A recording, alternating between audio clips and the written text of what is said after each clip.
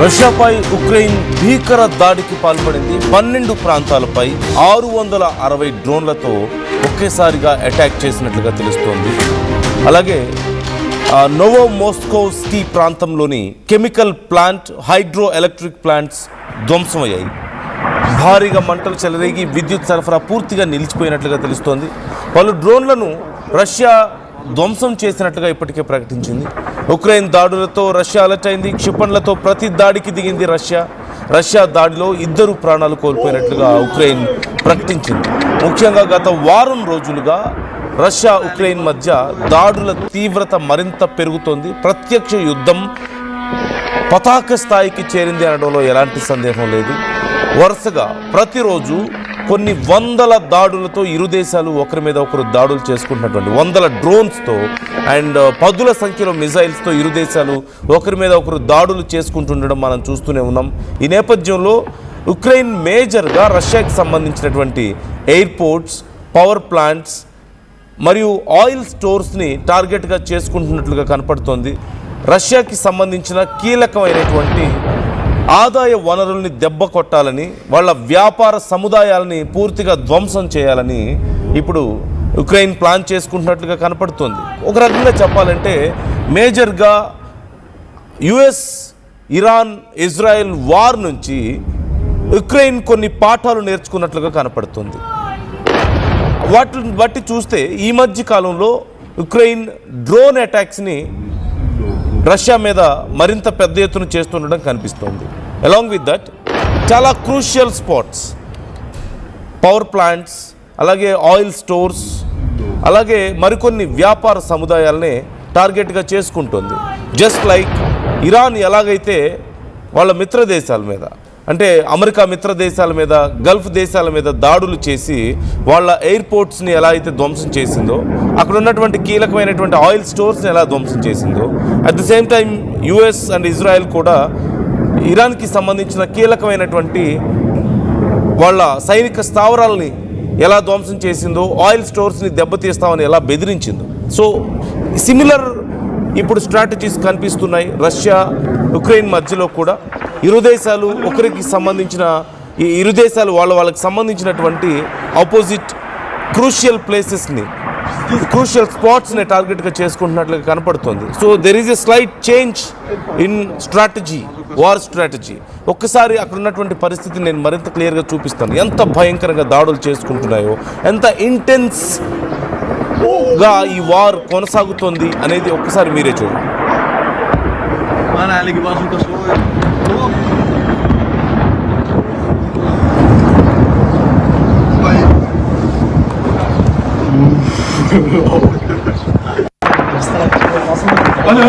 Ui!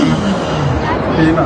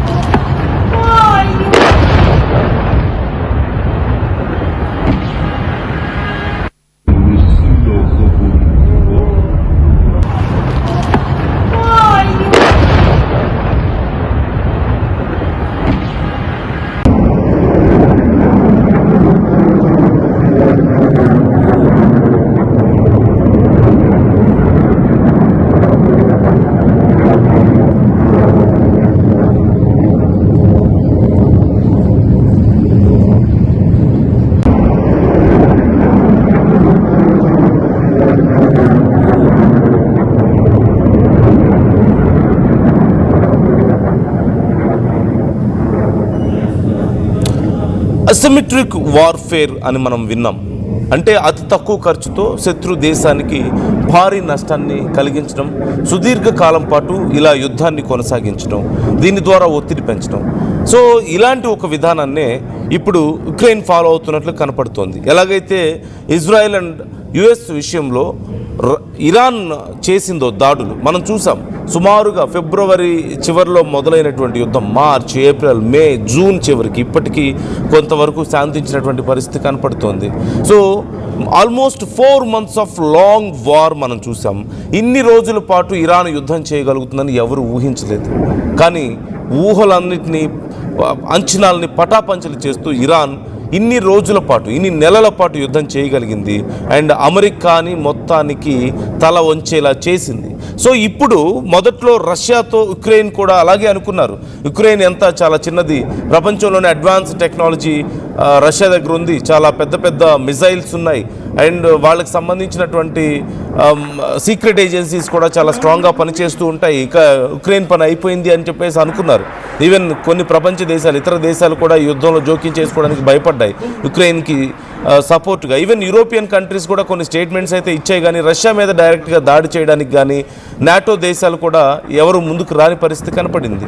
So ఖచ్చితంగా Ukraine పని అయిపోతుంది త్వరగా అనుకున్నప్పుడు ఉక్రెయిన్ చాలా రోజుల పాటు యుద్ధాన్ని కొనసాగించగలిగింది. బట్ ఇప్పుడు స్ట్రాటజీ మార్చినట్లుగా కనపడుతుంది. ఎందుకంటే రీసెంట్గా ఉక్రెయిన్ ఈ భారీగా డ్రోన్ అటాక్స్, మీరు చూడండి, మిజైల్స్ కాదు ఇక్కడ, మేజర్గా డ్రోన్ అటాక్స్ చేస్తుంది. 100 డ్రోన్స్ని పంపిస్తుంది. అంటే ఒక్క మిజైల్ని తయారు చేసే ఖర్చుతో కొన్ని 100,000 డ్రోన్స్ని తయారు చేసుకోవడానికి అవకాశం ఉంటుంది. అండ్ భారీ నష్టాన్ని, ఒక మిజైల్ చేసే నష్టం కంటే మరింత గొప్ప నష్టాన్ని కలిగించడానికి అవకాశం ఉంటుంది. And now Russia is following the foot prints of Iran అనేది కనపడుతుంది. యుద్ధంలో అసిమెట్రిక్ వార్ఫేర్ని కొనసాగిస్తుంది. ఎందుకు అలా చెప్పగలుగుతున్నామంటే, ఒకటి నంబర్ ఆఫ్ డ్రోన్స్ని ప్రయోగించడం. రోజుకి 660 డ్రోన్స్ ఈ ఒక్క అటాక్లో ప్రయోగించిందంటే అర్థం చేసుకోవచ్చు. అంటే థౌజండ్స్ ఆఫ్ డ్రోన్స్ ప్రతిరోజు ప్రయోగిస్తుంది. అండ్ మేజర్గా ఏమున్నాయి వీళ్ళ టార్గెట్స్? చమురు నిల్వ కేంద్రాలు, ఆయిల్ స్టోర్స్ అండ్ ఇంధన డిపోలు, at the same time radar systems, రవాణా మార్గాలు అంటే road and train connectivities and airports మీద దాడులు చేయడం ద్వారా ఎయిర్వేస్ ట్రాన్స్పోర్టేషన్ కూడా పూర్తిగా ధ్వంసం చేయడం అండ్ సైనిక స్థావరాలు, వీటిని టార్గెట్గా చేసుకుంటుంది. సిమిలారిటీస్ మనకు కనిపిస్తున్నాయి ఇక్కడ. సో ఈ నేపథ్యంలో ప్రధానంగా క్రిమియాలో ఈ దాడులు జరుగుతుంది. మేజర్గా ఉక్రెయిన్ వరుసగా వందలాది డ్రోన్స్తో రష్యా ఆక్రమిత క్రిమియా ప్రాంతం మీద ఈ దాడులు చేసుకుంటున్నట్లుగా తెలుస్తోంది. వాటితో పాటు ఇప్పుడు రష్యా కూడా ఇలాంటి ప్రతీకార దాడులకు పాల్పడుతుంది. డ్రోన్స్, కొన్నిసార్లు క్షిపణులు ఉపయోగిస్తోంది, గైడెడ్ బాంబ్స్తో కూడా దాడి చేస్తున్నటువంటి పరిస్థితి కనపడుతుంది. ముఖ్యంగా జూమి, జపోరియా, అలాగే ఖరిక్ ప్రాంతాల్లో కొంతమంది పౌరులు కూడా మరణించారు, చాలామంది గాయపడ్డట్లుగా కూడా తెలుస్తుంది, అంటే ఉక్రెయిన్కి సంబంధించినటువంటి ప్రాంతాల్లో. సో ఓవరాల్గా చూసినట్లయితే ఈ ఉక్రెయిన్ అప్డేట్ అయినట్లు కనపడుతుంది. వాళ్ళ స్ట్రాటజీ మారింది అండ్ మరింత లాంగ్ రేంజ్ డ్రోన్స్ని తయారు చేసుకుంటున్నారు. లాంగ్ టర్మ్ ప్లాన్స్ కనిపిస్తున్నాయి ఇక్కడ. అండ్ మేజర్గా రష్యాకి సంబంధించిన ఆయుధ కర్మాగారాలని, వాళ్ళ ఆయిల్ స్టోర్స్ని, వాళ్ళకి సంబంధించినటువంటి మరిన్ని సైనిక స్థావరాలని, ఎయిర్పోర్ట్స్ని ధ్వంసం చేయడానికి ప్లాన్ చేస్తున్నట్లుగా మనకు కనపడుతుంది. సో ఈ నేపథ్యంలో ఈ వార్ మరింత తీవ్రంగా ఉండబోతుంది.